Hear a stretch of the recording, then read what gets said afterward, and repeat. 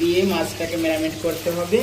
Marinate করার পরে মাছটাকে ভাজতে হবে। তো আমি এখন বর্তমানে মাছটাকে ভাজছি, আপনারা দেখতে থাকুন গাইস। তারপরে কি করছি দেখতে থাকুন। 1 বছরের গুড় বন্ধুরা, 1 বছর ধরে রেখেছি গুড় খাওয়ার জন্য। খেজুর গাছের গুড়, নলেন গুড় নিতে হবে।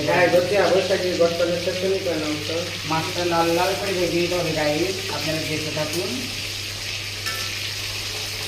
আপনারা কিন্তু নিশ্চয়ই এরকম করে ভালো বানিয়ে ট্রাই করে দেখবেন গাইস। কাঁচা লঙ্কা পেঁয়াজ কাটা হয়ে গেছে। এদিকে কাঁচা লঙ্কা রসুন কচু শাকের জন্য কচু শাক দিয়ে ইলিশ মাছের মাথা দিয়ে রান্না করব।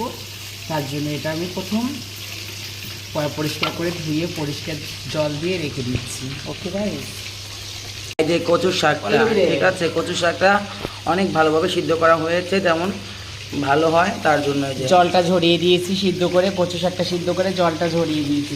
তাই দেখুন ইলিশ মাছ।